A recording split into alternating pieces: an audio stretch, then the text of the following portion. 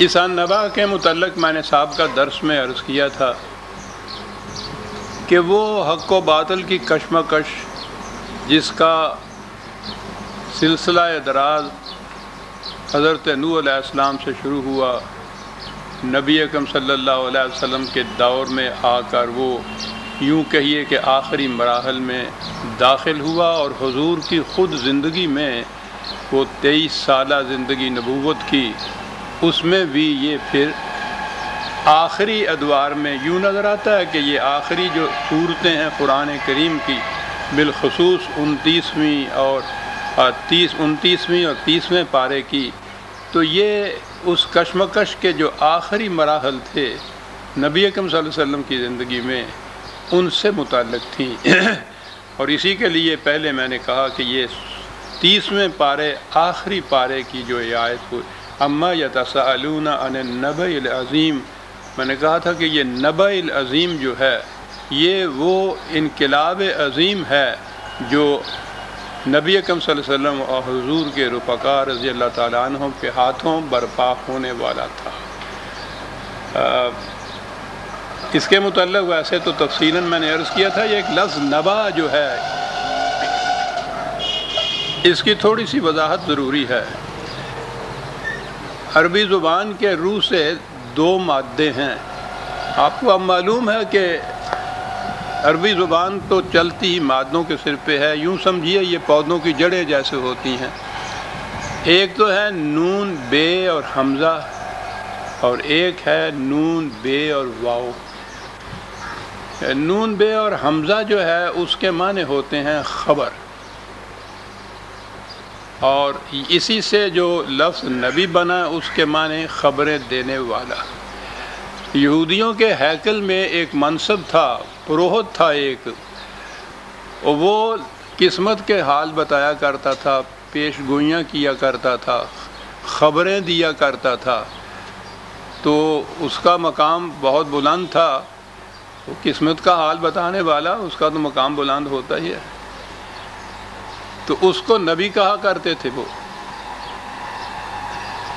پیش گوئیاں کرنے والا اس کا ترجمہ ہوا۔ اس کا ترجمہ جب انگریزی زبان میں ہمارے ہاں ہوا تو نبی کو پروفٹ کہنے لگے، اور نبوت کو پروفیسی۔ تو پروفیسی تو آپ جانتے ہیں پیشین گوئی کو کہتے ہیں، تو پروفٹ پیشین گوئیاں کرنے والا، اس کا منصب یہ آ گیا۔ قرآن کریم نے یہ جو لفظ اپنے ہاں استعمال کیا ہے یہ نون بے واو کے مادے سے ہے۔ اس کے معنی ہوتا ہے مقام بلند پر کھڑا ہونے والا۔ اور یہ عجیب چیز ہے، صرف ایک لفظ سے ہی یہ پتہ چلتا ہے کہ مقام نبوت کیا ہے اور منصب نبوت کیا ہے۔ اور اس کی عملی تشریح تو نبی اکرم صلی اللہ علیہ وسلم نے جب اپنا پہلا پیغام قریش کے سامنے پیش کیا ہے تو اس کا انداز آپ دیکھیے کس طرح سے، جسے کہتے ہیں عمل رسول اللہ صلی اللہ علیہ وسلم، وضاحت کر جاتا ہے قرآن کے ان نکات کی۔ آپ نے ایک پہاڑی کے اوپر کھڑے ہو کے ان کو آواز دی تھی، اور چونکہ آپ امین کے اعتبار سے مشہور و مقبول تھے تو ان کی آواز کے اوپر یہ قریش بھاگے ہوئے وہاں چلے آئے کہ ایک امین کی آواز ہے، معلوم نہیں وہ کیا کہنا چاہتا ہے۔ تو گویا نبوت سے پہلے ہی یہ مقام تو یوں حاصل ہو گیا ہوا تھا۔ بہرحال وہ آئے تو آپ نے یہ فرمایا کہ اگر میں تم لوگوں سے کہوں کہ اس پہاڑی کی دوسری طرف ایک بہت بڑا لشکر ہے جو تم پر حملہ کرنے والا ہے اور تم تباہ ہو جاؤ گے، تو کہو تم میری بات مانو گے، تسلیم کرو گے اسے کہ میں ٹھیک کہتا ہوں؟ تو انہوں نے کہا کہ ٹھیک ہے، ہم تسلیم کریں گے۔ ایک تو یہی بات تھی کہ حضور امین اور صدیق تو تھے ہی، انہوں نے کہا اس لیے کہ آپ اس مقام پہ ہیں جہاں سے آپ دوسری طرف بھی دیکھ سکتے ہیں اور ادھر بھی دیکھ سکتے ہیں، اور ہم اس مقام پہ ہیں جہاں ہم صرف اس طرف دیکھ سکتے ہیں، دوسری طرف نہیں دیکھ سکتے۔ تو نبی وہ ہے اس مقام بلند پہ وہ کھڑا ہوتا ہے جہاں ایک طرف وہ عالم امر کے متعلق معلومات وحی کے ذریعے سے حاصل کرتا ہے، اور پھر ان کو وہ کنوے کرتا ہے عالم خلق کی طرف۔ اس اعتبار سے یہ پہاڑی کی یہ سمت ہو گئی۔ تو نبی اکرم صلی اللہ علیہ وسلم نے تو اپنے پہلے ہی پیغام میں نبوت کے معنی واضح کر کے رکھ دیے۔ تو ہمارے ہاں نبوت پیش گوئیاں کرنے والا یا پروفٹ نہیں ہوتا، لیکن ہماری بدقسمتی، جتنے ترجمے آپ لیں گے انگریزی زبان کے قرآن کریم کے، نبوت کو پروفٹ، نبی کو پروفٹ، نبوت کو پروفیسی، پروفٹ محمد ہر ایک صلی اللہ علیہ وسلم، ہر ایک کی زبان پہ آپ سنیں گے۔ کوئی نہیں یہ سوچتا کہ یہ ہم کس چیز کا ترجمہ کر رہے ہیں، ہم تو یہودیوں کے نبی کا یہ ترجمہ کر رہے ہیں، یہ تو مقام ہی اور ہے۔ اس مقام کے لیے تو بہرحال میں نے جب سیرت نبی اکرم صلی اللہ علیہ وسلم کی رقم کیا تو میں نے اس کا نام معراج انسانیت رکھا تھا۔ بلند ترین مقام میرے ذہن میں یہی آ سکتا تھا، اگرچہ حضور کا مقام تو اس سے بھی بہت بلند ہے کہیں۔ بہرحال قرآن کریم کی روح سے جہاں نبی کے متعلق ذکر آئے گا تو وہ پروفٹ نہیں ہوگا، پروفیسی کرنے والا نہیں ہوگا، پیشین گوئیاں کرنے والا نہیں ہوگا، بلکہ وہ انسانیت کے مقام بلند پہ کھڑے ہونے والا ہوگا۔ یہ پروفیسیز، پیشین گوئیاں ہی تو ہیں جس نے مرزا غلام احمد جیسے کو نبی بنا کے رکھ دیا۔ وہ اپنی نبوت کا سارا مدار ہی پیشین گوئیوں پہ رکھ رہا ہے۔ دیکھیے یہ پیشین گوئی پوری ہوئی، وہ پیشین گوئی پوری ہوئی۔ اگر یہ پیشین گوئیاں یہی ہوتی ہیں کہ زلزلہ آئے گا، طوفان آئے گا، سیلاب آئے گا، سارے ادھیڑو کام کرنے والا، لیکن مدار ہے نبوت کا پیشین گوئیوں پر۔ کہاں سے یہ بات آئی؟ وہی پروفیسی جو تھی، اور بات آگے چلی گئی۔ اس نے تو ساتھ اپنے لیے نبوت کا دعویٰ کیا، باطل جو تھا۔ آپ کے ہاں جتنے یہ بڑے بڑے اولیاء کرام ہیں، ان کی کرامات میں بات ہی یہی ہے کہ وہ صاحب آنے والے حالات کا پتہ بتا دیتے ہیں، قسمت کا حال بتا دیتے ہیں، غیب کی خبر بتا دیتے ہیں۔ تو پروفیسیز تو وہاں سے چلی آ رہی تھی ہمارے ہاں۔ یہ پروفیسی کا سوال نہیں ہے۔ اگر وہ چیز ایسی ہے مستقبل کی کہ جس کا علم انسانی ذرائع علم کی روح سے حاصل نہیں کیا جا سکتا، تو وہ علم غیب ہے، وہ خدا کے سوا کسی اور کو حاصل نہیں ہو سکتا۔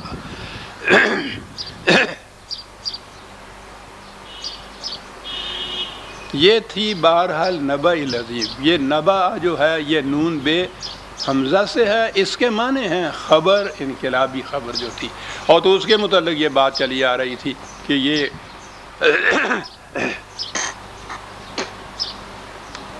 یہ کشمکش اب آخری دور میں داخل ہو گئی۔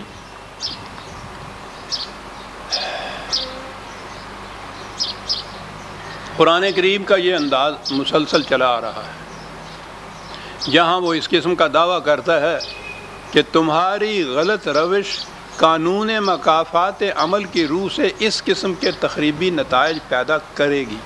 یہ دعویٰ ہوتا ہے قرآن کا۔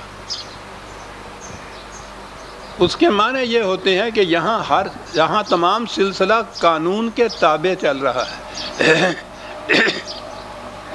اور قانون یہ ہے کہ گندم از گندم بے روئے جو سے جو، گندم بو گے تو گندم اگے گی، جو بو گے تو جو اگے گی۔ جس قسم کا بیج ڈالو گے اسی قسم کی وہ فصل ہوگی، وہی اس کا پھل ہوگا، وہی اس کا جس قسم کا تمہارا عمل ہوگا اسی قسم کا نتیجہ ہوگا، جیسا تمہارا نظام ہوگا اسی قسم کا معاشرہ مرتکب ہوگا۔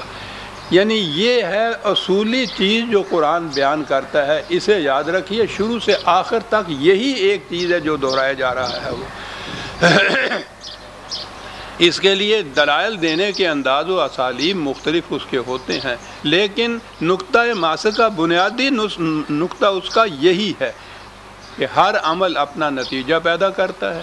اب انسانی زندگی میں جہاں دھوکہ لگتا ہے وہ یہ کہ انسان کی اس طبعی زندگی میں تو بعض اوقات بلکہ اکثر اوقات نتائج سامنے نہیں آتے، تو اس نے اس کے لیے یہ کہا کہ انسان کی زندگی اسی طبعی دنیاوی زندگی تک محدود نہیں ہے، یہ مرنے کے بعد بھی آگے چلتی ہے، اور جو آگے چلتی ہے تو وہ اس اپنے اعمال کا پشتارا اپنی کمر پہ لا دے، یوں کہیے آگے بڑھتی ہے، وہ مرتب بھی ہوتی ہے اس کے اعمال سے جو اس دنیا میں اس نے کیے ہوتے ہیں، اور ان کا محسوس یا ان کا مظہر کا جو انداز ہے وہ اخروی زندگی یا قیامت کی زندگی جسے کہتے ہیں وہاں سامنے آئے گا۔ یہ ہے ملخص قرآن کی تعلیم کا۔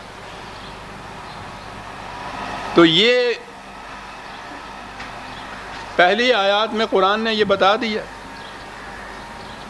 کہ اب خود یہ ڈھلمل یقین ہو گئے ہیں اپنے متعلق۔ بڑی عجیب چیز تھی، میں نے پچھلی دفعہ عرض کیا تھا کہ ادبی اعتبار سے بھی ادب اور خاص طور پہ شاعری میں ایک چیز ہوتی ہے سجسٹیونیس، ایمائیت، یعنی بات واضح الفاظ میں نہ کہنا، اشارے میں بات کہنا، اور یہ تمہارے اپنے شعور پہ چھوڑ دینا کہ تم خود صحیح نتیجے پہ پہنچ جاؤ۔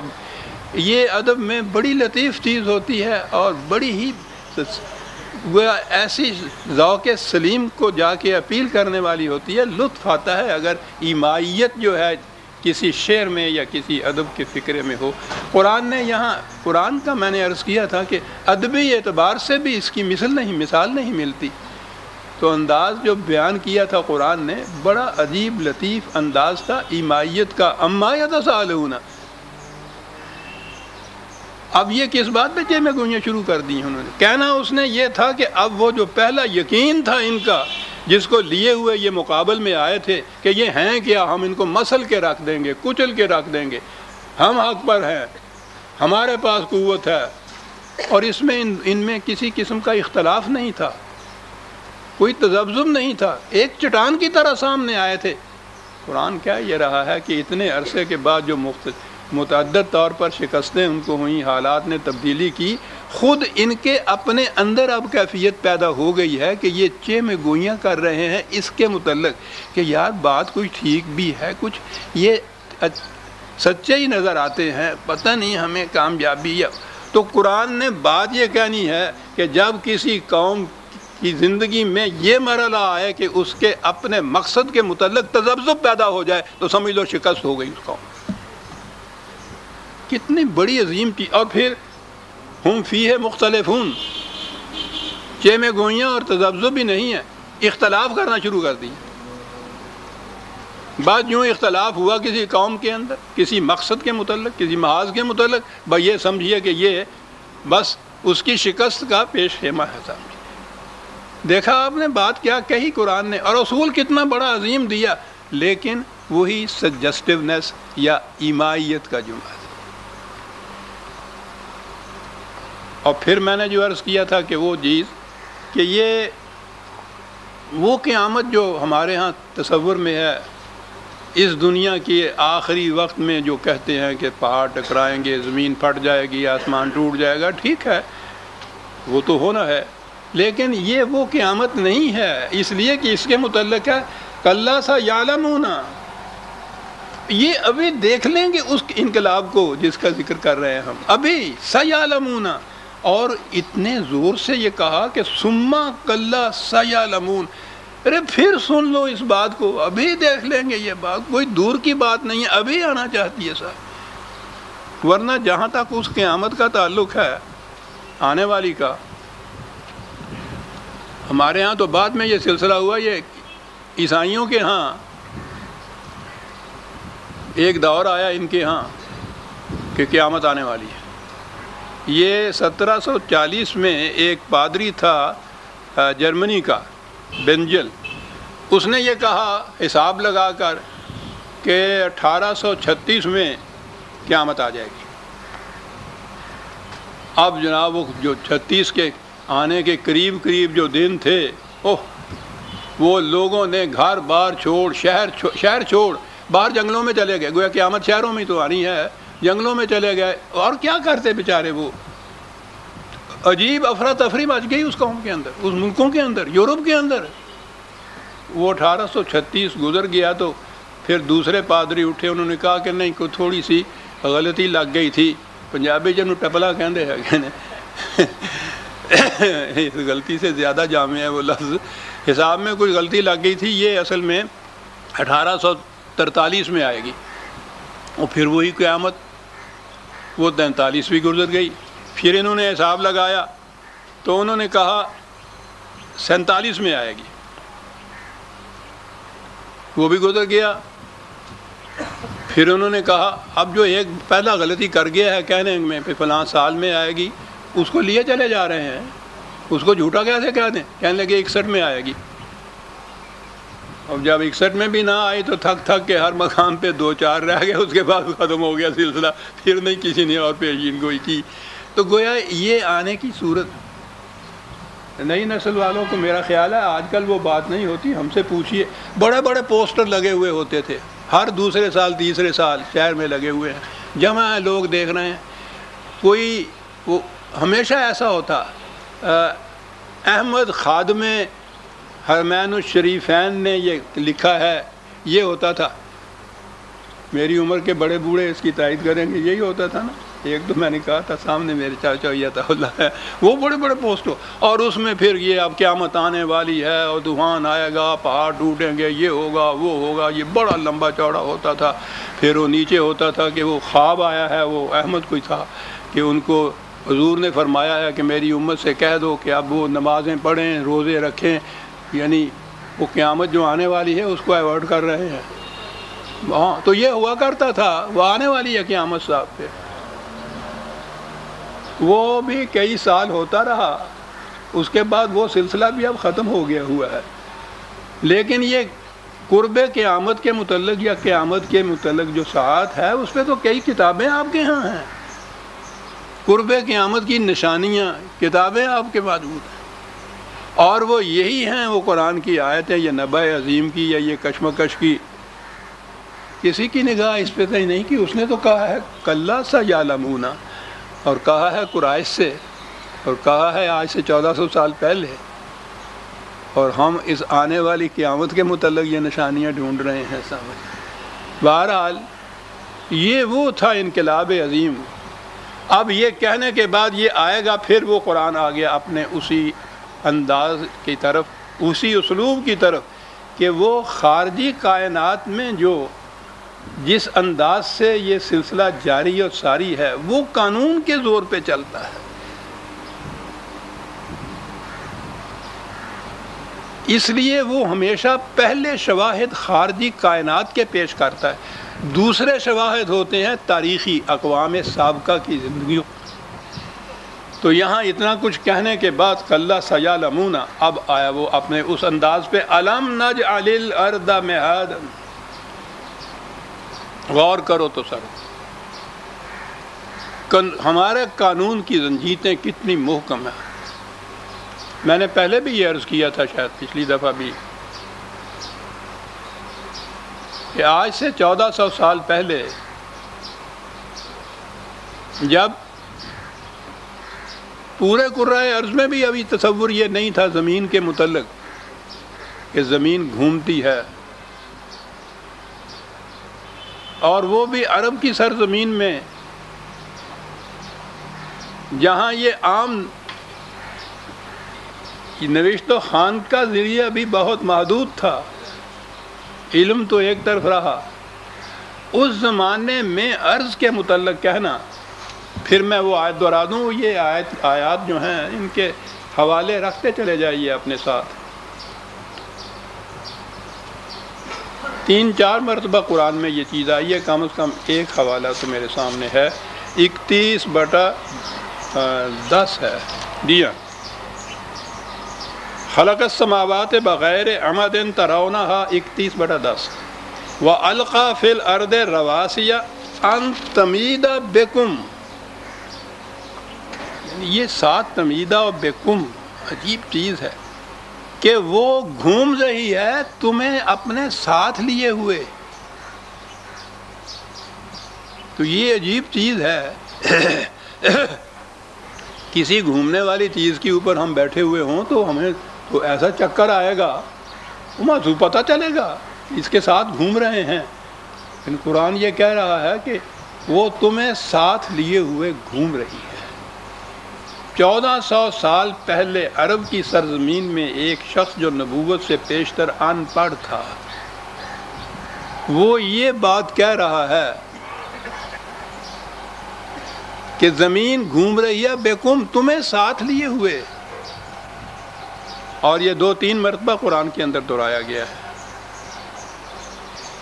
یہاں اس کی بجائے لفظ مہادہ کہا گیا ہے۔ بات وہی ہے، بچے کا پنگورا حرکت میں بھی ہے، جنبش میں بھی ہے، سکون بخش رہا ہے، اس کی نیند میں خلل نہیں آتا بلکہ نیند آ جاتی ہے اس کو اس حرکت سے۔ یہ رات کو پنگورا بنتی ہے نا یہ زمین آپ کی، اس تیزی سے یہ گھوم رہی ہے کہ اگر اس کا احساس آپ کو ہو جائے تو سونا تو ایک طرف آپ زندہ نہ رہ سکیں، لیکن قرآن اس کو تمیدہ بکم کو مہادہ کہتا ہے۔ ابھی آ جائے گا کہ وہ مہادہ کیوں کہا ہے۔ والجبال اوتادا، یہ ہمارے ہاں ابھی تک ہمارے ہاں سے مراد ہے کہ سائنسدانوں میں، دنیا کے سائنسدانوں میں علم الارض کے اوپر کچھ زیادہ ابھی توجہ نہیں دی گئی، لیکن اب شروع ہو گئے ہیں اس کے متعلق بھی وہ تحقیق کرنے کے لیے، یہ کہ زمین کی اس ساخت میں یا ہیئت میں پہاڑوں کا کیا رول ہے جو یہ پلے کرتے ہیں، یہ ابھی تک تحقیق پوری نہیں ہو سکی، لگے ہوئے ہیں اس کے اوپر۔ قرآن نے جہاں بھی عرض کے متعلق کہا ہے یہ اس طرح گھومتی ہے، وہاں پہاڑوں کا ذکر ساتھ کیا ہے، اور کچھ یوں کیا ہے کہ جیسے یہ اس میں گڑے ہوئے ہوں اور اس کا بیلنس قائم رکھے ہوئے ہوں۔ میں نے عرض کیا ہے کہ ہمارے نزدیک تو میں نے شاید عرض کیا تھا کہ تھوڑا ہی عرصہ ہوا مدینہ یونیورسٹی کے جو چانسلر ہیں بن باز، ان کا یہ فتویٰ شائع ہوا تھا کہ کوئی شخص جو یہ کہے کہ زمین گھومتی ہے یا گول ہے تو پہلی چیز یہ کہ ان کی بیویوں پہ طلاق، یعنی کہے وہ طلاق بیوی پہ، اور پھر اس کے بعد دائرہ اسلام سے خارج، پھر وہ مرتد، اور اس کے بعد یہ آج بھی آپ کے ہاں وہ جو مرکز ہے آپ کے ہاں اسلام کی تعلیم کا، اس مرکز کی یونیورسٹی کا چانسلر آج بھی یہ کہہ رہا ہے صاحب۔ تو آپ سوچئے کہ اس زمانے میں تو یہ جو چیز ہے ہمارے ہاں نہیں، ہم تو ابھی تک یہاں ہیں۔ اگر یہ بن باز صاحب کے اسلام کے مطابق چلیں تو یہ ماننا کہ زمین گھومتی ہے، اس سے تو بہرحال جو شادی شدہ نہ ہو وہ تو مان لیں کچھ نہیں بگڑے گا، شادی شدہ کا تو کچھ رہتا ہی نہیں ہے۔ لیکن ابھی تک یورپ کے سائنسدان بھی علم الارض کے متعلق ابھی اس مقام پہ نہیں پہنچے، وہ بتائیں آئیں گی یہ ساری چیزیں۔ قرآن نے کہا ہے یہ سَنُرِيهِمْ آيَاتِنَا فِي الْآفَاقِ وَفِي أَنفُسِهِمْ حَتَّى يَتَبَيَّنَ لَهُمْ أَنَّهُ الْحَقُّ۔ اللہ اکبر۔ خارجی کائنات و انسانوں کی اپنی دنیا کے اندر ہمارے آیات پر پڑے ہوئے پردے اٹھتے چلے جائیں گے، ہر پردہ جو اٹھے گا وہ اس حقیقت کی دلیل بن جائے گا کہ قرآن نے جو کہا تھا سچ تھا۔ تو وہ تو قرآن کے حقائق کے ثبوت میں بات ہی یہ پیش کر رہا ہے کہ خارجی کائنات کے حقائق پر پڑے ہوئے پردے اٹھتے جائیں گے اور یہ اس کے دعاوی سچ ثابت ہوتے چلے جائیں گے۔ تو وقت آئے گا کہ جب یہ چیزیں بھی سامنے آئیں گی کہ یہ جو عرض کے ساتھ جبال کا یا پہاڑوں کا قرآن نے ذکر کیا ہے، ان کا کیا رول ہے۔ بہرحال ہم تو یوں ہی گزر جائیں گے، ہمارا تو یہ میدان بھی نہیں ہے ابھی۔ وہ اگلی بات آ گئی ہماری، اب قانون ملاحظہ فرمائیے۔ وَخَلَقْنَاكُمْ أَزْوَاجًا، دو لفظ ہیں،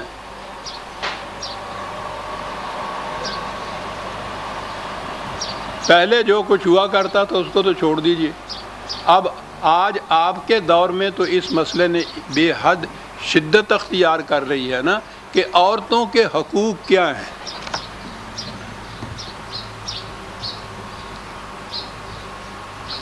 تو آپ کو معلوم ہے کہ کس قدر اس پہ بحثیں، مذاکرے، سیمینر اور پھر قوانین بن رہے ہیں اس کے مطابق، گواہی نہیں اس کی قابل قبول، حقوق بتا رہے ہیں آپ۔ دہن کا ذکر کیا، یہاں سر ہی غائب ہے غریباں سے، وہ انسان ہی نہیں ہے، اس کی شہادت ہی نہیں دی جا سکتی، اور اگر کہیں قیمت دینی پڑ جائے، دیت جس کو کہتے ہیں، تو مرد کی قیمت سے آدھی قیمت عورت کی ہوگی۔ یہ آج کل آپ کے یہاں کے مسائل ہیں، قوانین بن رہے ہیں آپ کے یہاں کے۔ تو میں نے بھی، میرے پاس بھی بہرحال یہ آتی رہتی ہے صورت۔ تو میں نے تو یہ کہا کہ صاحب یہ اس مسئلے کو جو لیے پھر رہے ہیں، ان سے پہلے تو یہ پوچھئے کہ یونائٹڈ نیشنز کا UN کا جو چارٹر ہے، بیسک ہیومن رائٹس، بنیادی حقوق انسانیت، ہیومن رائٹس، تو اس ہیومن میں عورتیں شامل ہیں یا نہیں؟ آپ کی حکومت نے اس پہ دستخط کیے ہوئے ہیں۔ تو میں نے کہا تھا بیویوں سے کہ آپ خامخواہ کے لیے یہ جلوس نکال رہی ہیں اور اس قسم کے محضر نامے پیش کر رہی ہیں۔ وہ حقوق جو ہیں وہ انسانیت کے، مرد عورت دونوں اس میں یکساں طور پہ داخل ہیں۔ UN نے تو یہ چیز کی، انہوں نے دستخط کر دیے ہوئے ہیں۔ اگر وہ حقوق آپ کو یہاں نہیں مل رہے تو ان سے کچھ کہنے کی بجائے UN سے کہیے کہ یہ اس پہ عمل نہیں کر رہے۔ بحیثیت انسان جو حقوق حاصل ہیں، اب یہ تو یہ کرنے سے رہے کہ انسان کی شکل سے عورت کو الگ کر دیں، انسان تو ماننا پڑے گا۔ اور وہ حقوق جو ہیں وہ متعین کر دیے ہیں، آپ کی کسی شرعی عدالت نے نہیں، UN نے کر دیے ہیں، انہوں نے دستخط کیے ہوئے ہیں۔ تو میں نے کہا ایک تو حقوق بحیثیت عورت کے یہ آ گئے، آپ برابر کے حقوق ہیں اس کے اندر، اور دوسرے حقوق ہیں بحیثیت بیوی کے۔ قرآن نے نکاح کو معاہدہ قرار دیا ہے، یہ معاہدہ کرتے وقت جو بھی حقوق آپ چاہتی ہیں اس میں لکھوا لیجیے۔ اس کے لیے ضرورت کیا ہے آپ کو اس طرح سے مذاکرے کرنے کی، جلوس نکالنے کی، ڈیمانسٹریشن کرنے کی؟ سوال ہی نہیں ہے۔ لیکن بہرحال ویمنز رائٹس کمیشن ہمارے ہاں آج کل بیٹھا ہوا ہے۔ بات آئی تھی دو لفظ خلقناکم ازواجن، یہ ازواجن زوج کی جمع ہے۔ پہلے دیکھیے یہ خلقناکم پوری نوع انسانی سے کہا گیا ہے، یہ تمہیں پیدا کیا ہم نے ازواج۔ اب اس میں مرد اور عورتیں ہیں انسانیت میں، ان کو پیدا کیا ہے ازواج۔ میں نے عرض کیا کہ زوج ہے اس کی جمع ہے یہ۔ ہمارے ہاں تو اب زوج جو ہے یہ لفظ تو استعمال ہی نہیں زبان میں ہوتا، زوجہ ہی ہوتا ہے، اور زوجہ بیوی ہوتی ہے، مرد ہوتا ہی نہیں، بس وہ زوجہ فلاں۔ عربی زبان میں زوج ان دو چیزوں کو کہتے ہیں کہ جس ایک کے بغیر دوسرے کی تکمیل نہ ہو سکے، ناکارہ رہ جائے۔ ٹانگے کے دو پہیوں میں سے ہر پہیہ ایک دوسرے کا زوج کہلاتا ہے۔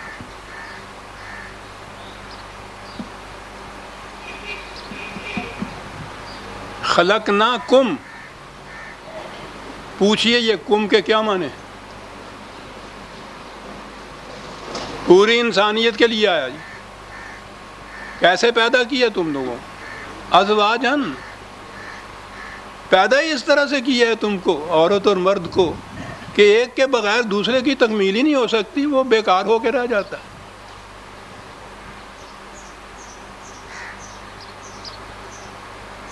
ان پہیوں کا یکسر برابر ہونا، مساوی ہونا، 1 انچ کا بھی فرق پڑ جائے ایک پہیے میں دوسرے پہیے کے مقابلے میں، گاڑی بہرحال چلتی نہیں ہے۔ ایک پاسے رہے انہوں کہنے پاس پہ آ جانی ہے، پوچھو نہیں اس گاڑی دا ہوں کی، اور اگر پہیہ یہ ایک ہو تو، اور اگر ایک پہیہ گول ہو دوسرا پہیہ چوکور ہو، چلا لو گاڑی۔ ہے نا انہوں نے یہ چوکور پہیے رکھے ہوئے، چلتی ہیں گاڑیاں آپ کی، پوری قوم کی گاڑیاں رکی ہوئی ہیں آپ کے یہاں پہ عزیزان من، جو عورت کے ساتھ انہوں نے یہ کچھ کیا ہے۔ عورت کے ساتھ نہیں، خدا کی تخلیق کے ساتھ۔ وہ کہتا ہے خلقناکم ازواجن، یہ کہتا نہیں تم بناتے پھرو ان کو آپس میں ایک دوسرے کو، مرد اور عورت کو زوج، ہم تو نہیں زوج بنائیں گے۔ نہ بناؤ بھائی، ان کا کیا بگاڑ دو گے؟ پھر دیکھ لو گے جو حشر ہوتا ہے۔ خلقناکم ازواجن، عزیزان من، مسئلہ حل ہو جاتا ہے۔ قرآن ہے، اس کا اپنا انداز ہے۔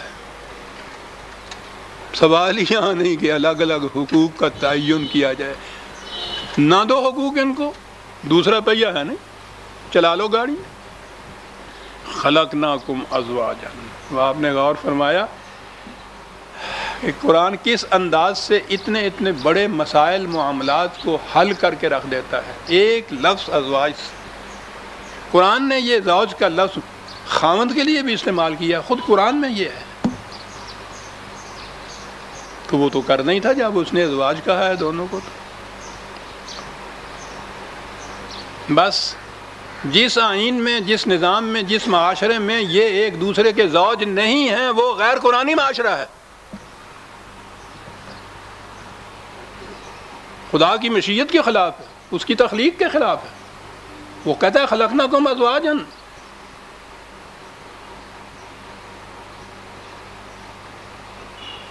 قوموں پر عذاب یوں ہی نہیں آ جاتا، خدا کو چیلنج دینے سے عذاب آتا ہے۔ یہ چیلنجز ہے عزیزان من، یہ مسائل نہیں ہیں، فقہی قوانین نہیں ہیں، زندگی کے بنیادی حقائق ہیں، مسائل ہیں، بنیادیں ہیں زندگی کی۔ خلقناکم ازواجا ایک بنیاد ہے زندگی کی، اس کے خلاف کرنا خدا کو چیلنج دینا ہے، نتیجہ اس کا ظاہر ہے، اس کا کیا بگڑتا ہے۔ اخلقناکم ازواجا۔ اچھا، تو میں نے عرض کہا تھا کہ مہاد کہا ہے عرض کو خدا نے۔ وَجَعَلْنَا نَوْمَكُمْ سُبَاتًا وَجَعَلْنَا اللَّيْلَ لِبَاسًا وَجَعَلْنَا النَّهَارَ مَعَاشًا۔ زمین پنگورے کی طرح رات آتی ہے تو تاریکی کو کہا کہ ایک قسم کا پردہ ڈال دیتی ہے۔ وہ دیکھا عام طور پہ سامنے لیمپ روشن ہو یا بلب جلتا ہو تو نیند نہیں آتی، تاریکی میں نیند آتی ہے، وہ پردہ بن جاتی ہے روشنی کا، اور وہ ایک ایک گھر میں ایک ایک بلب کے اوپر وہ پردہ نہیں ڈالتا، وہ پوری کرۂ ارض پہ یا اس حصے پہ جس میں رات آتی ہے وہ تاریکی کا پردہ ڈال دیتا ہے تاکہ تم آرام سے سو جاؤ۔ سباتن، نیند میں یہی چیز نہیں ہوتی، ہم تو یہ نا کہ اب سو جانا ہے، یہ جتنی طاقتیں، جتنی توانائیاں صرف ہوتی ہیں دن میں تگ و تاز سے، نیند میں ریکوپ کر دیتا ہے انسان اس کو۔ وہ جو آپ دیکھتے ہیں نا کہ جب رات نیند آئی نہیں اچھی طرح سے کھڑکتی ہوئی تو تھکا ہوا اٹھا ہوں میں، جی نہیں چاہتا اٹھنے کو، کیا ہوا؟ نیند کیا کرتی تھی جو نیند نہیں آئی تو یہ کیفیت پیدا ہو گئی؟ ہم نے کبھی اندازہ ہی نہیں لگایا کہ ساؤنڈ سلیپ اگر رات کو آ گئی ہو تو کس قدر آدمی فریش اٹھتا ہے۔ یہ فریشنس کیا ہوتی ہے، تازگی کیا ہوتی ہے؟ وہ جو توانائیاں صرف ہو گئی ہوتی ہیں دن میں، وَجَعَلْنَا النَّهَارَ مَعَاشًا، تو وہ کام کاج کے لیے جو دن بنایا تھا تو اس کے لیے جتنی توانائی صرف ہوتی ہے وہ رات کی ساؤنڈ سلیپ میں، گہری نیند میں وہ ریکوپ ہو جاتی ہے، توانائیاں واپس آ جاتی ہیں، ریفریشڈ اٹھتا ہے، تر و تازہ اٹھتا ہے، پھر وہ اس قابل ہو جاتا ہے جعلنا النہار معاشا۔ ترتیب دیکھتے ہیں کیسی خوبصورت ہے سر، نوم کو سبات، لیت کو لباس اور نہار کو معاش، اور یہ سب کچھ اٹل قانون کے مطابق ہوتا ہے۔ وہ قوانین جو کروں کو بھی اپنی زنجیروں میں جکڑے ہوئے ہیں، وہ بنائنا فوقکم سبعا شدادا، متعدد کرے تمہارے ہاں فضا کی پہنائیوں کے اندر ہیں۔ یہ ان کا نظم و نسق ہے باہمی کہ جس سے یہ دن اور رات اس کی گردش دولابی جاری ہے، یہ ہو رہی ہے، کتنی ایگزیکٹنیس سے ہوتی ہے۔ یہاں ہم حسابی قاعدے سے بتا دیتے ہیں کہ سورج اتنے منٹ اتنے سیکنڈ کے اوپر طلوع ہوگا، اتنے پہ وہ غروب ہوگا۔ یہ ہمارے حساب کی روح سے سورج نہیں یہ ہوتا، سورج کے حساب کی روح سے ہم اپنے ہاں یہ کیلکولیشن کرتے ہیں، کبھی غلط ثابت نہیں ہوتی۔ آپ کے ہاں کے انسانوں کی کبھی گاڑی کے معنی اب ٹرین ہے، نہ وقت پہ آتی ہے نہ وقت پہ آتی.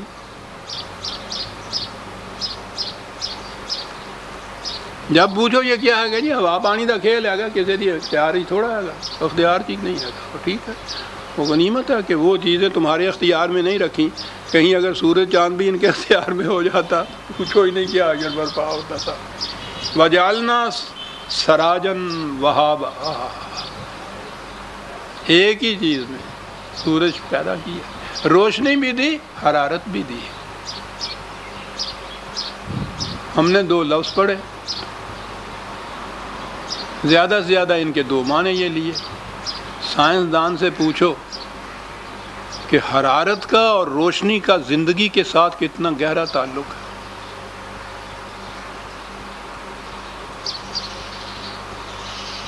اب تو اس کتاب کا شاید نام بھی نہیں کہیں آئے گا. ہمارے ہاں بچپن میں ایک کتاب ہوتی تھی، زندگی روشنی صفائی. شاید ذہن میں آ جائے میرے معاصرین کے، وہ نصاب تھی پتہ نہیں چوتھی پانچویں زمانے پر. اس میں روشنی خاص طور پہ زندگی اور روشنی کا تعلق جو تھا اس زمانے میں سمجھایا جاتا تھا. پھر حرارت کا تعلق، تو یہ پودوں کے متعلق تو عام سیدھی سی بات ہے. اگر اس میں روشنی نہ پہنچے، اگر ان کو حرارت نصیب نہ ہو، ان میں نمود ہی نہیں ہوتی، نشو و نمائی نہیں ہوتی. تو گویا دو چیزوں کا ہونا نہایت ضروری ہے، روشنی اور حرارت. کہا کہ ایک ہی سرچشمہ سے روشنی اور حرارت دونوں تمہیں مل جاتی، اور ایسا وقت پر وہ ابھرتا ہے، ایسے وقت پہ وہ راستہ، متعین راستہ ہے جو وہ طے کرتا ہے، متعین وقت میں جا کے وہ غروب ہوتا ہے. کہا کہ کہو یہ کسی قانون کی شہادت دیتا ہے یہ نظام، یا یہ ہے کہ یہ لا قانونیت ہے کہ ظالم ظلم کرتا رہے کوئی پکڑ ہی نہ سکے؟ لا قانونیت تو نہیں ہے. جعلنا سراجا وہاجا وانزلنا من المعصرات ماء ثجاجا. کیا بات ہے! کئی لفظ تھے عربی زبان میں بادلوں کے لیے. بادلوں کو معصرات کہنا تھا.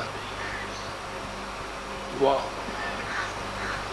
معصرات اثر، اس کے معنی ہوتا ہے کسی چیز کو نچوڑ کر اس کے ہاں سے جتنی چیزیں ایسی ہوں جو ناکارہ ہوں، ناکامیاب نہ ہونی، ان کو الگ کر دینا، اور کشید کیا ہوا پانی جو ہے اس کو اٹھانا.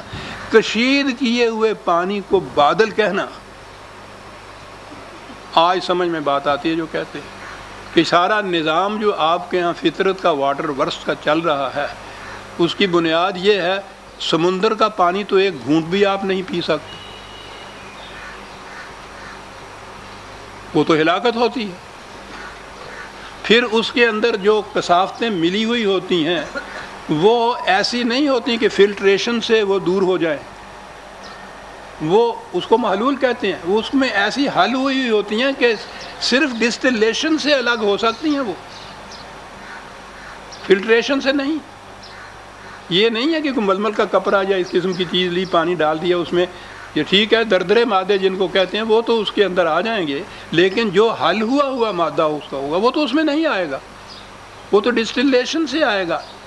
نظام یہ ہے کہ سورج کی روشنی سمندر سے جتنے بھی ہلاکت آمیز زندگی کے خلاف جانے والے مادے ہیں وہ سمندر میں رہنے دیتی ہے، کشید کر کے سورج کی کرنیں لے جاتی ہیں اوپر مصفہ پانی کو. قرآن اسے معصرات کہتا ہے، نچوڑا ہوا پانی جو ڈسٹلیشن کے ذریعے سے اوپر جاتا ہے، معصرات.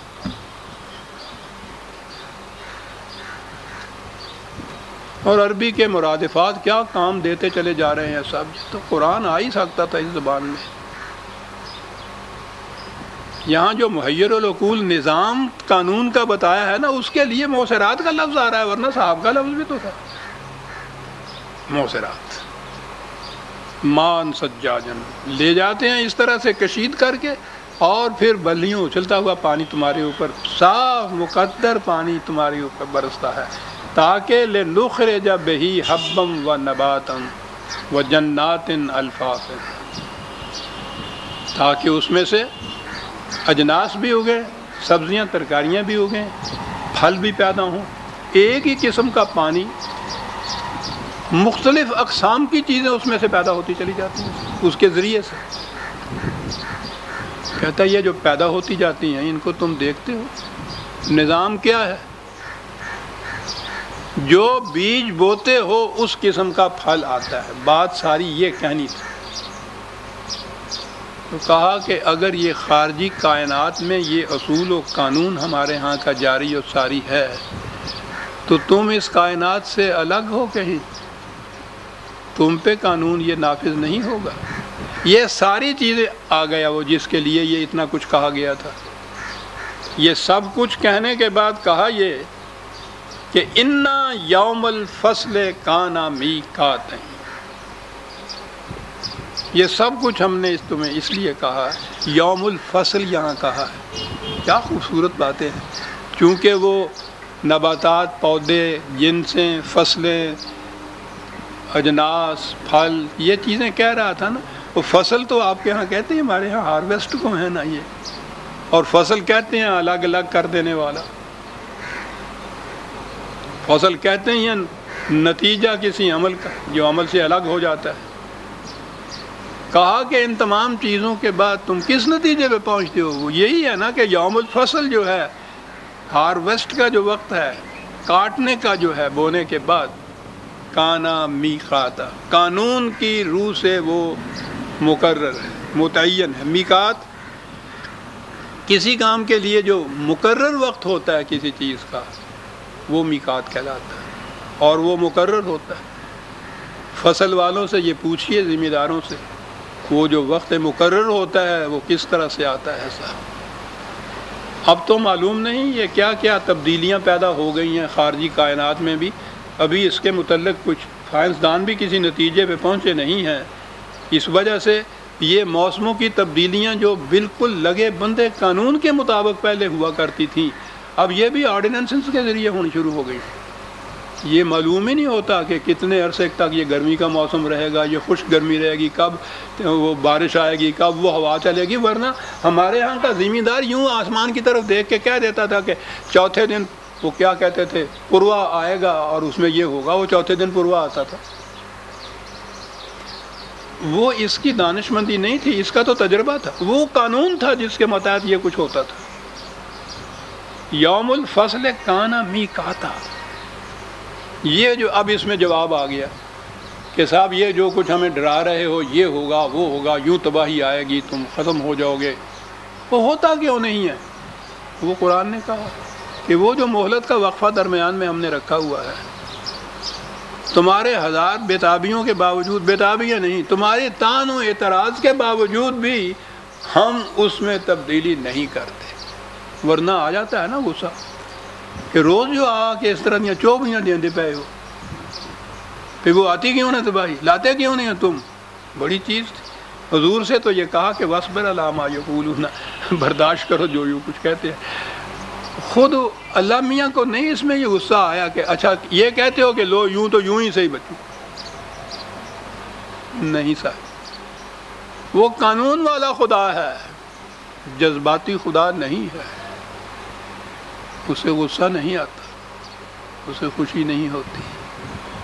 میقات ایک لفظ ہے، یوم الفصل جو ہے وہ میقات ہے، قانون کی روح سے وہ متعین ہے وقت جو ہے، اس کی خلاف ورزی ہم بھی نہیں کرتے۔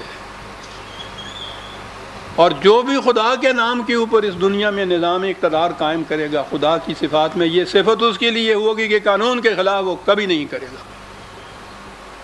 قانون غیر متبدل ہوگا، قانون خدا کا مقرر کردہ ہوگا، اور وہ اس میں کسی قسم کی تبدیلی تو ایک طرح وقت بھی نہیں بدل سکے گا۔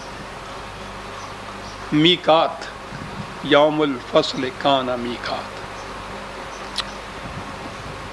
وہ جب وقت پورا ہو جائے گا اور وہ یا وقت آ جائے گا، وہ جو ہے اس میں ہوگا کیا؟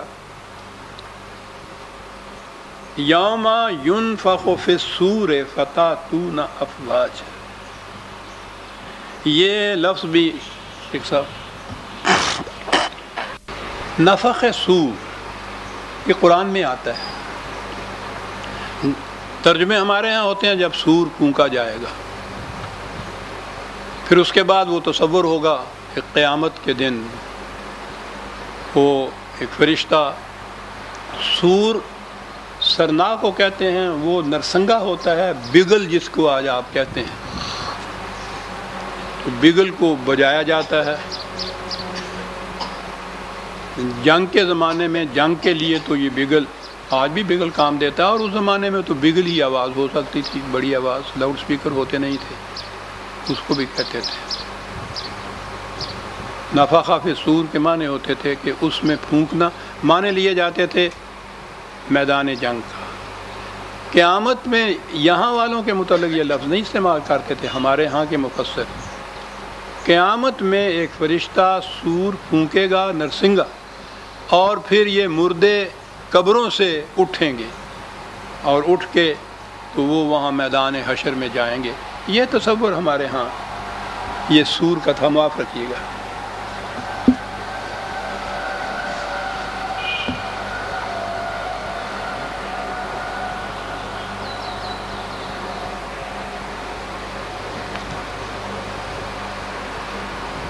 جیسا بار بار میں دہرائے چلا جا رہا ہوں، آخرت کی زندگی کے متعلق جو کچھ بھی قرآن نے کہا ہے اس پر ہمارا ایمان ہے، لیکن وہ ہمارے شعور کی موجودہ سطح سے بلند چیز ہے۔ وہ حقائق ایسے ہیں کہ اس وقت ہم ان کو بیان ہی نہیں سمجھ سکتے وہ کیا ہے۔ مثال کے ذریعے سے قرآن نے بیان کیا ہے، تشبیہاً تمثیلاً ہی ہم سمجھ سکتے ہیں کہ وہ کیا ہے، حقیقتاً نہیں سمجھ سکتے کہ ان کی کنہ اور حقیقت کیا ہے۔ ہمارا ایمان ہے، ٹھیک ہے، ایسا بھی کچھ ہوگا، لیکن جیسا کہ میں نے عرض کیا ہے، اس کا تعلق صرف اخروی زندگی سے نہیں ہے، قرآن کا تعلق اس دنیا کی زندگی سے ہے۔ وہ اس لیے یہ چیزیں منواتا ہے کہ اس کا اثر پڑتا ہے آپ کی اس دنیا کی زندگی پر، انفرادی زندگی پر، اجتماعی زندگی پر، عالمگیر انسانیت کی زندگی پر۔ ورنہ اگر یہ بات نہ ہو اور اس کا نتیجہ صرف قیامت تک ہی ہو تو اس کا کچھ فائدہ ہمیں نہیں پہنچ سکتا۔ تو بہرحال عربی زبان کی روح سے بھی، یعنی یہ عجیب چیز ہے ان کے ہاں، صورت تو آپ جانتے ہیں نا، سواد کے ساتھ جو صورت ہوتی ہے، شکل و صورت جس کو آپ کہتے ہیں، صورت ہوتی ہے، وہ پیکر ہوتا ہے، فگر جسے آپ کہتے ہیں کوئی چیز، اس کی جمع بھی صور ہے، پیکر۔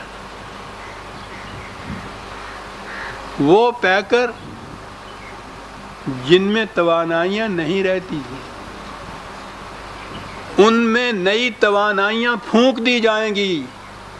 وہ قومیں جن کو کمزور کر دیا گیا تھا، بے بس کر دیا گیا تھا، ناتواں بنا دیا گیا تھا، وہ انقلاب ایسا آئے گا کہ ان کے جسد ناتواں کے اندر نئی توانائیاں پھونکی جائیں گی۔ میں یہ مفہوم لیا کرتا ہوں،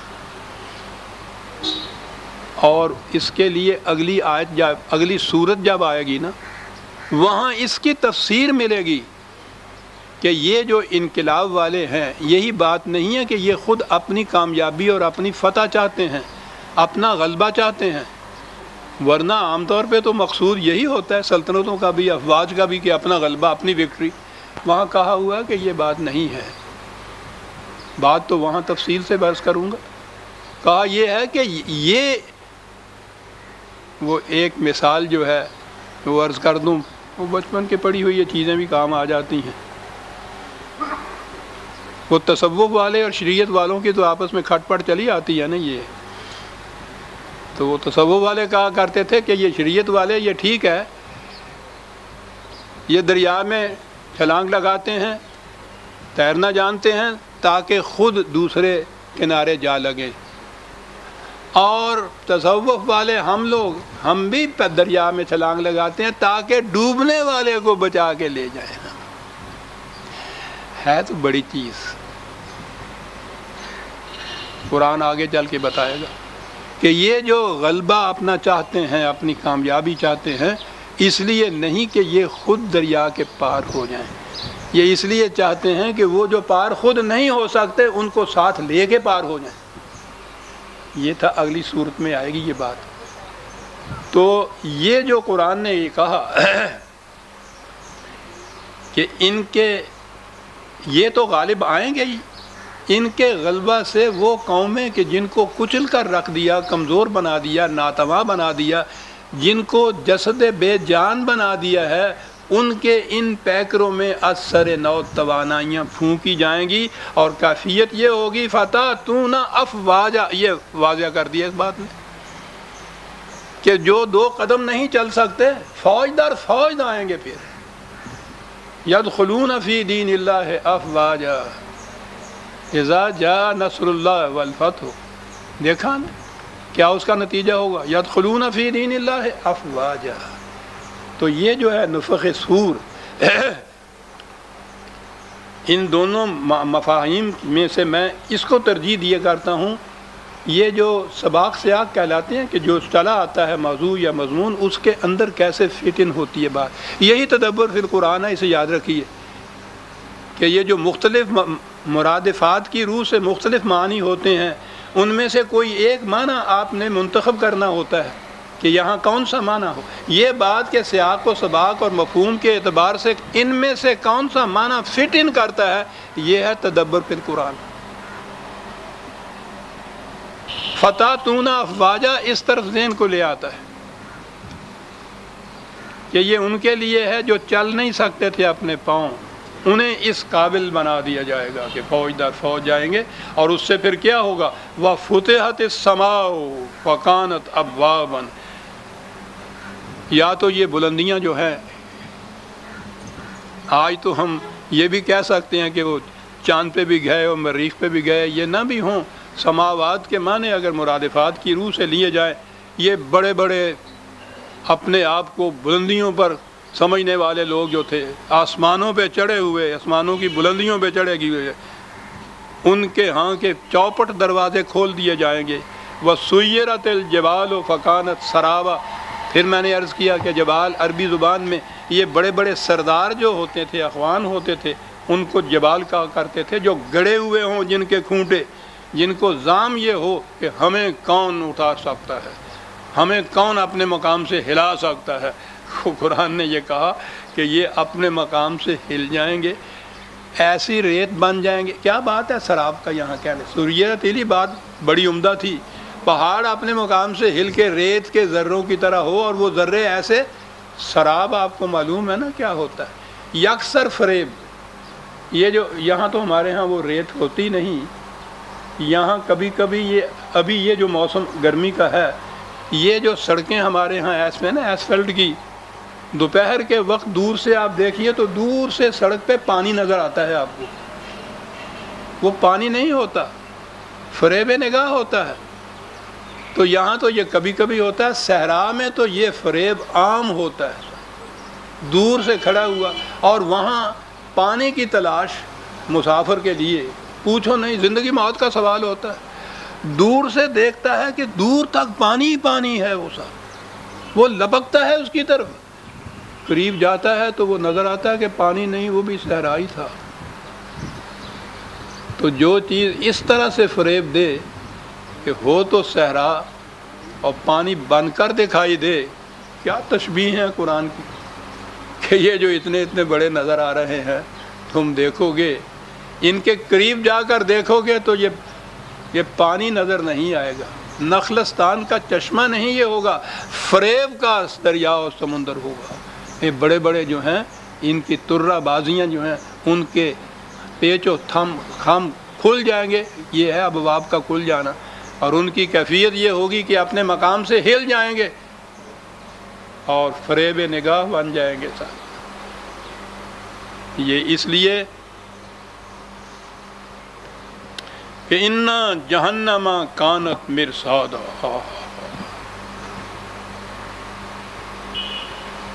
کیا بات ہے، کیا لفظ ہے صاحب، جہنم ان کی گھات میں بیٹھی ہوئی ہے۔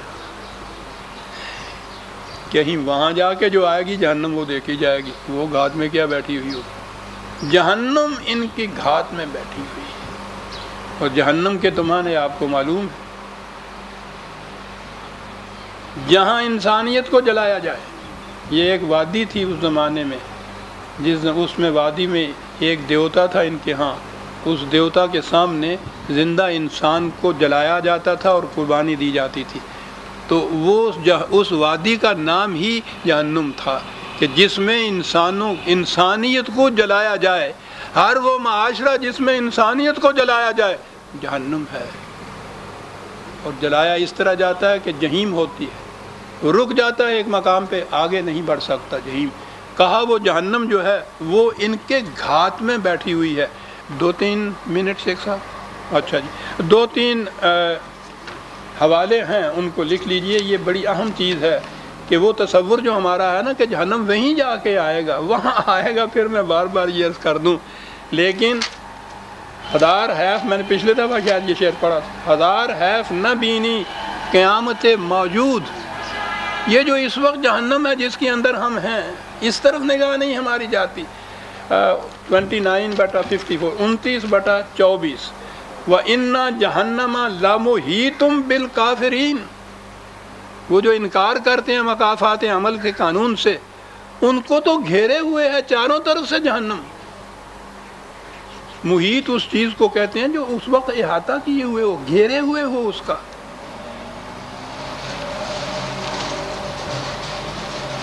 ایک اور ریفرنس 82/16، 82/16، جہنم کے متعلق کہا، ہاں بات تو دور سے چلی آتی ہے لیکن یہیں کافی ہے۔ وَمَا هُمْ عَنْهَا بِغَائِبِينَ، یہ تو نہیں اسے دیکھ رہے، وہ ان کو دیکھ رہی ہے، وہ ان سے غائب نہیں ہے، ان کی نگاہوں میں وہ غائب ہے، اس کی نگاہوں میں یہ غائب نہیں ہے، یہ سب یہاں موجود ہیں۔ آپ دیکھیے جہنم کو کہاں لا رہا ہے، اور پھر یہ ساتھ کی آیتیں اگر آپ آئیں گے تو آپ تو میں سمجھتا ہوں تڑپ اٹھیں گے۔ ایک اور ہے، یہ تھا 82/16، 79، 79/36، وَبُرِّزَتِ الْجَحِیمُ لِمَنْ یَرَاہَا۔ جہیم تو آج بھی اسی طرح سے موجود ہے، لیٹنٹ جسے کہتے ہیں، چھپا ہوا جسے کہتے ہیں، مضمر جسے کہتے ہیں، لمن یرا، دیکھنے والوں کے سامنے ابھر کر جہنم آ جائے گا، دیکھنے والوں کے سامنے، جن کو بصیرت حاصل ہے ان کے سامنے تو جہنم ابھر کے آ جاتا ہے ساتھ۔ یہ ہے وہ جہنم جس کے متعلق کہا کہ ان جہنم کانت مرصادا للطاغین مآبا۔ بہرحال اب وقت نہیں، یہاں سے ہم یوں کہیے کہ سورہ النبا کی آیت 20 تک ہم آ گئے، 21 یا 22 تک آ گئے، اس کے بعد آئندہ لیں گے۔ ربنا تقبل منا انک انت السمیع العلیم۔ شکریہ۔